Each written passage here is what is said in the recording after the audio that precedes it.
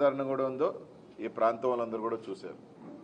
కాబట్టి ఇవన్నీ కూడా కలుపుకొని పోయి ఈరోజు అంబటి రాంబాబు గారు కానీ ఇక్కడ పెద్దలు మాజీ శాసనసభ్యులు ఎర్ర వెంకటేశ్వర రెడ్డి గారు కానీ డాక్టర్ గారు కానీ గుబాన్ కానీ భాస్కర్ రెడ్డి గారు ఇంకా ఎంతమంది ఉన్న ప్రతి ఒక్క గ్రామంలో చిన్న చిన్నవన్నీ కూడా అన్నీ కూడా ఒక తాటి మీద రావడం కూడా జరిగింది. అందరూ కూడా ఈరోజు రాంబాబుని తప్పకుండా ఇక్కడ ఎమ్మెల్యేగా అలాగే ఎంపీగా తప్పకుండా మంచి మెజారిటీతో రాబోతూ ఉంది.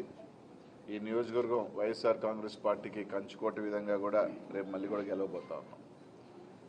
కాబట్టి అందరినీ ఒకటే కోరుతా ఉన్నాం, ఈ నియోజకవర్గంలో అంతా కూడా చిన్న చిన్న ఏదైనా ఉంటే పక్కన పెడదాం. ఇంకా ఎక్కడైనా ఒక 5% 10% అక్కడక్కడ గ్రామాలలో ఉంటే పక్కన పెడదాం. మన లక్ష్యం జగన్మోహన్ రెడ్డి గారిని ముఖ్యమంత్రిని చేసుకునే దానికి. కాబట్టి ఈరోజు రాంబాబుని మంచి మెజారిటీతో గెలిపించేదానికి ఇంకా కూడా అందరం కూడా రేపు నామినేషన్కి ప్రతి ఒక్కరు కూడా పెద్ద ఎత్తున ఎట్టా కూడా తరలిరాబోతున్నా ఆడ నుంచి ఒక 20 రోజుల పాటు ప్రతి ఒక్కరు కూడా కష్టపడదాం. ఎందుకంటే ఈ నియోజకవర్గంలో అందరికీ కూడా తెలుసు, జనసేన వాళ్ళు ప్రత్యేక దృష్టి ఉంది, తెలుగుదేశం పార్టీ వాళ్ళు ఒక ప్రత్యేక దృష్టి ఉంది. కారణం నిత్యం వాళ్ళని అటాక్ చేస్తూ జగన్మోహన్ రెడ్డి గారికి అండదండలుగా ఉంటూ ప్రతినిత్యం వార్తల్లో ఉంటూ ముందుకు వెళ్తున్న రాంబాబు గారిని ఎలాగైనా ఓడించాలని వాళ్ళు కూడా అంతే గట్టిగా ఈ నియోజకవర్గంలో వాళ్ళ ప్రయత్నాలు ఉన్నాయి. అయినప్పటికీ కూడా ఎవరెన్ని ప్రయత్నాలు చేసుకున్నప్పటికీ కూడా ఖచ్చితంగా కూడా ఈ ప్రాంతంలో మళ్ళీ వైఎస్ఆర్ కాంగ్రెస్ పార్టీ గెలవబోతుందని చెప్పి తెలియజేసుకుంటూ ఈరోజు దాదాపు అందరూ కూడా ఈరోజు ప్రెస్కి రావటం, అందరూ కూడా ఒకే వేదిక మీదకి రావటం ఒక శుభపరిణామంగా ఇంకా కూడా రేపు నామినేషన్ వేసే ముందే బట్ ఇంకా కూడా ప్రతి ఒక్కరు కూడా కష్టపడదాం. వైఎస్ఆర్ కాంగ్రెస్ పార్టీ నాయకులు, కార్యకర్తలు, శ్రేణులు అందరూ కూడా కష్టపడదాం. ఒకటే ఆలోచన చేయండి, చిన్న చిన్న ఒక కుటుంబంలో పక్కన పెట్టుకొని మన పెద్ద ఆలోచన జగన్మోహన్ రెడ్డి గారు ముఖ్యమంత్రి అవ్వాలి. ఈరోజు మళ్ళీ ఆ సంక్షేమం మళ్ళీ ఉండాలి, సంక్షేమ పథకాలన్నీ మళ్ళీ కొనసాగాలి.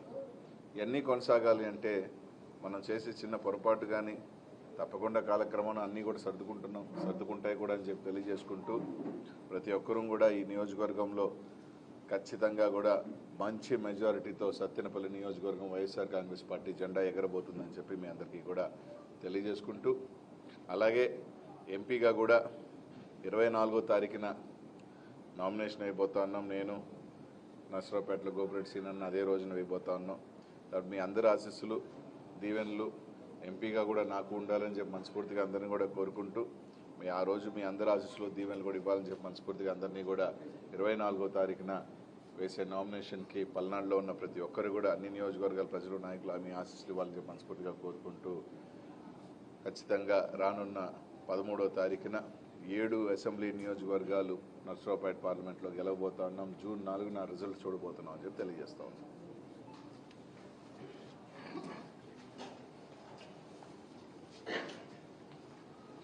మీడియా మిత్రులందరికీ నమస్కారం.